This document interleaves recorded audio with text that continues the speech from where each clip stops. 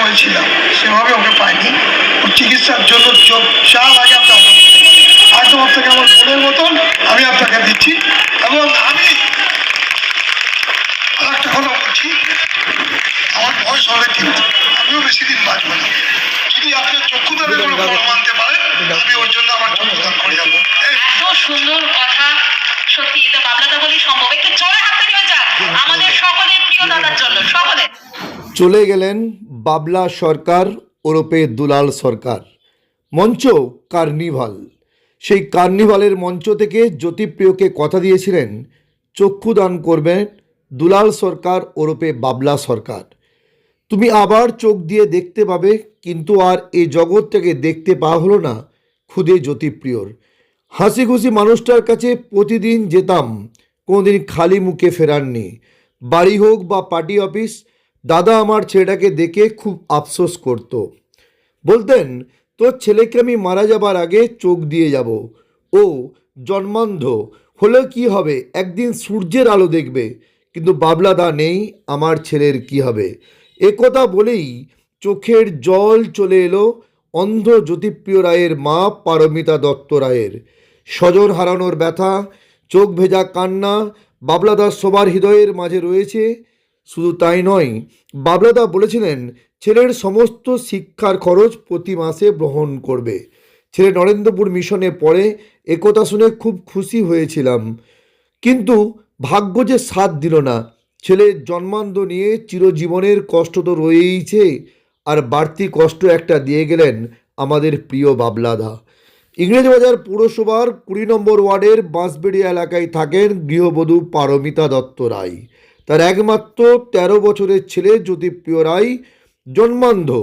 বর্তমানে ছেলেকে কলকাতার নরেন্দ্রপুর মিশন ব্লাইন্ড স্কুলের আবাসিকে রেখে পড়াশোনা করাচ্ছেন। 6ষ্ঠ শ্রেণীতে পড়ে জ্যোতিপ্রিয়। পারমিতা দেবীর স্বামী জীবন রায় নামজাদা ব্যবসায়ী।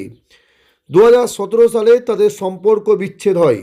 শহরের সর্বমঙ্গলা পল্লী এলাকায় শ্বশুর বাড়ি ছেড়ে বর্তমানে বাঁশবেড়িয়াতে বাবার বাড়িতে রয়েছেন গৃহবধূ পারমিতা দেবী।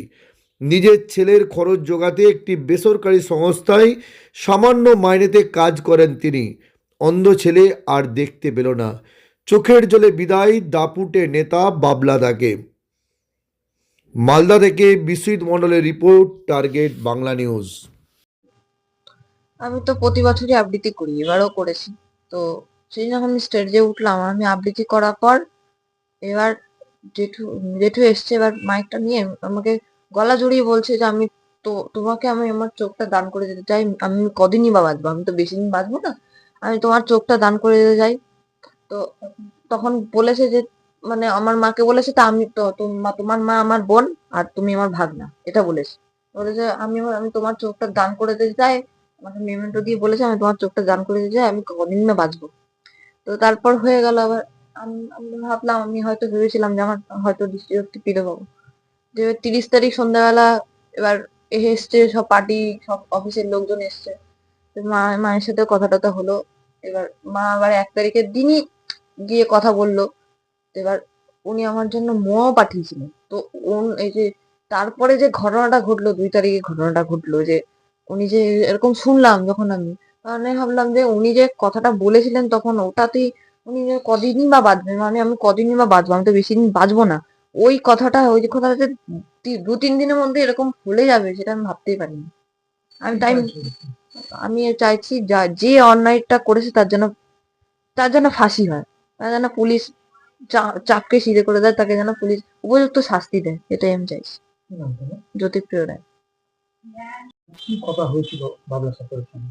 দাদার প্রোগ্রামে আমরা গেছিলাম 29 তারিখে, আর 30 তারিখে ওনারা মানে প্রোগ্রাম হয়, আবৃত্তি করেছিল আমার ছেলে কার্নিভালে। তো প্রত্যেকবারই ছেলে প্রোগ্রাম করেই থাকে ওখানে। তো দাদা সেদিনই স্টেজের উপরে উঠে আমার ছেলেকে গলা জড়িয়ে বলল যে ওনার মানে চোখের জন্য যে আমার দৃষ্টি, সেটা উনি ইয়ে করবেন, আমি তো কদিনই বা বাঁচবো, আমার চোখ দুটো আমি ওকে দান করে যাবো। এই কথাটা বলেছে এত স্টেজের সামনে, আমার তো খুব ভালো লাগলো। কিন্তু দাদার যে ওই কথাটা বারবারই আমার শুধু মনে হচ্ছে, দেখছি যতবার ভিডিওটা, যে আমি কদিনই বা বাঁচবো, এই কথাটা যে 2 দিনের মধ্যে ভুলে যাবে, সেটা আমরা মেনে নিতে পারছি না। তারপরের দিনই আমাকে 29-30 তারিখে ওনারা ওখান থেকে অফিস থেকে লোক পাঠায় যে ওর মেডিকেলে সমস্ত কিছু কাগজপত্র কোথায় আমি ওনার ট্রিটমেন্ট করিয়েছি কি করিয়েছি সমস্ত কিছু আমাকে বললো দিতে। আমি 1 তারিখে সমস্ত কিছু নিয়ে দাদার সাথে দেখা করি, দাদা আমাকে ডেটে পাঠিয়েছিলেন। দাদা বলল যে আপনার জন্য আমি ছেলের জন্য আমি চোখের ফর্ম তুলেও নিয়ে এসেছি। তো দাদার সাথে কথা বললাম, দাদা আমার ছেলে চোখের তো দৃষ্টিশক্তি তো এরকম জন্মগত, উনি তো আর দেখতে পাবে না, তো কোথায় দেখিয়েছিলেন বললাম আমি শঙ্করের তলে থেকে শুরু করে ব্যারাকপুর, দিশা, হায়দ্রাবাদ, প্রসাদ সব জায়গায় আমি গেছিলাম।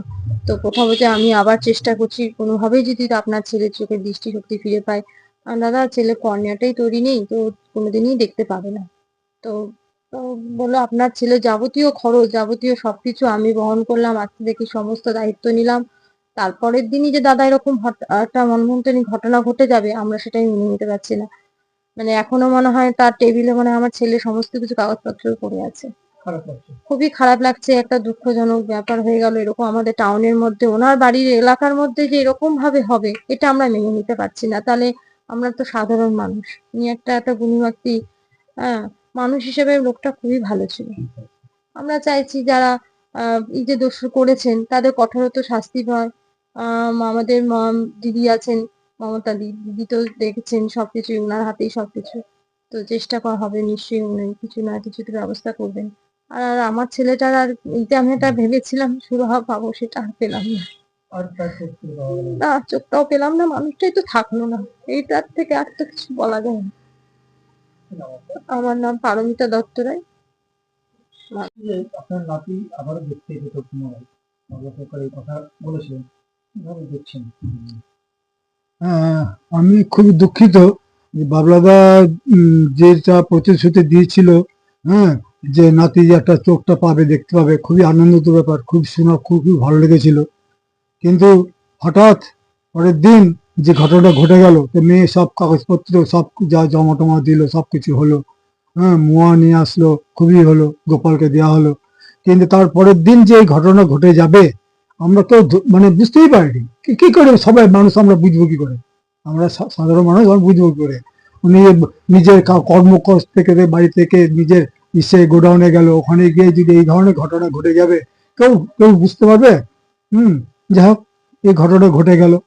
যাই হোক আমি এইটুকুনি চাই যে ভদ্রলোককে যারা এই ধরনের ট্রেলার যারা মানে এর সঙ্গে যুক্ত আছে, যারা এর সঙ্গে তারা যেন উপযুক্ত শাস্তি পায়, এবং যারা এর সঙ্গে যে মেন গিটলি সে যেন কঠোরতম পুলিশ কি না করতে পারে তাকে তারাও যেন একে সাজা পায়, এটাই আমি কামনা করি, এটাই আমি বলতে চাই।